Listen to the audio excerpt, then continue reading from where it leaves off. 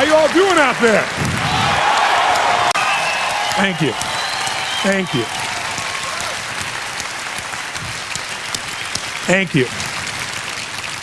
I'm honored and I'm blown away, even though this is my 25th year plus doing this. I've been doing this for a quarter of a century now, which is quite amazing for me in the process.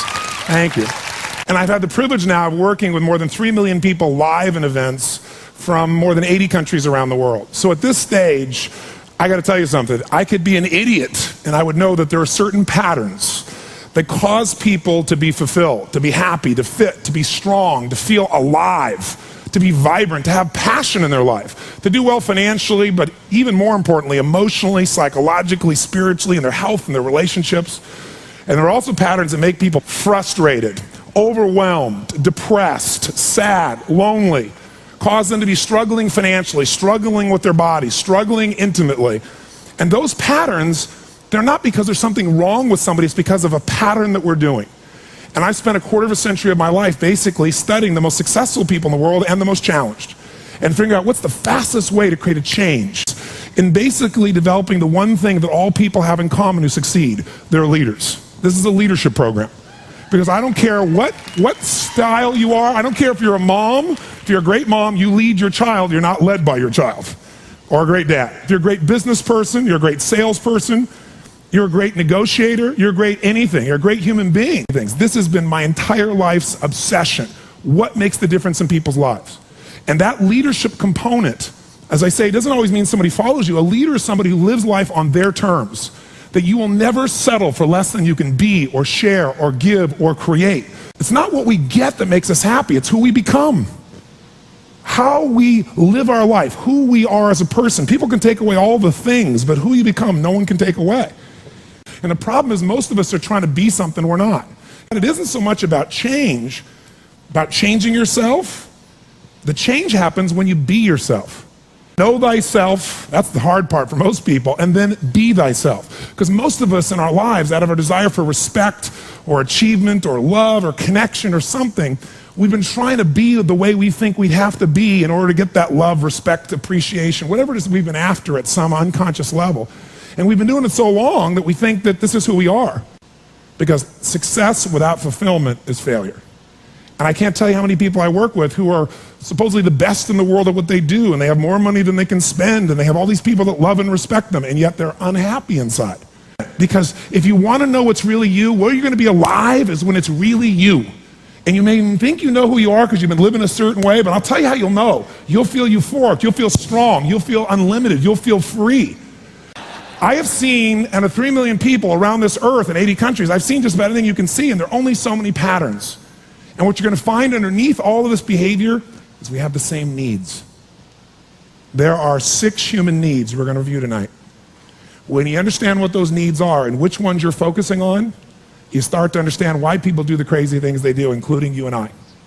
And you begin to understand, hey, there might be a better way to meet my needs, and I don't have to get caught up in this game of stress and frustration and upset, or I could really help this person I care about, because I could see what's really going on. Part of what we want to accomplish here as leaders is we want to become practical psychologists. We want to understand what's really going on so we can help, so we can make a difference, so we can transform. So yes, of course you can do better in your business, because the more you understand about what people need and want, the greater you're going to be. The better manager, better leader, the better mom or dad, the better friend. And there's a better you that's available when you understand what's driving you. But most of us are running patterns over and over again. And we want to free that up. To free it up, we got to break the pattern. We got to do things that are different. So we're going to do something different. I'm not here because I believe in positive thinking. If you think that's what I believe, you don't know much about me. I'm not one of those people that believes you're supposed to go to your garden and chant, there's no weeds, there's no weeds, there's no weeds, there's no weeds. There's weeds right there. Right? That's what I believe. Here's what I believe. I believe that if you really want to be effective, you got to tell the truth. In fact, there's 3 mandates of leadership, if you want to jot them down, that may be the foundation of everything that I believe, and I hope that you will see as something that's useful for your own life to remember, because it's so fundamental. So the first mandate to leadership is not just to be positive. The first mandate to leadership is see it as it is, but not worse than it is. The first secret to be an effective leader in your life, whether it's you want to lead your body from the location it is right now you're unhappy about, you don't have the energy you want, your body's not where it wants, to where you want to be, that's leadership. You want to transform your business, that's leadership. Your income, that's leadership. You want to help your children, that's leadership. You're going to be a leader, step number one, tell the truth. See as it really is, but don't make it worse than it is so you have an excuse not to try. What takes guts is to put yourself on the line. What takes guts is to say, I'm going to make this work. What takes guts is to say, I'm going to believe, knowing I could be disappointed or devastated. But you know what? Disappointment's a good emotion if you learn how to use it. Anybody can see it as it is and maybe be honest, but here's the real secret. Can you come up with a vision? Step two is see it better than it is. That's part of what we're going to do this weekend. Seeing it as it is, you got to be honest. And there's not anybody in this room, including me, doesn't have areas of their life that can be made better. But if we can figure out what they are and tell ourselves the truth, regardless of what other people think, then we got a chance to make a change. I learned something from General Schwarzkopf, one of the best leaders I've ever met. And I got a chance to spend quite a bit of time with him over the years. And he said to me, Tony, I'll tell you the secret to leadership.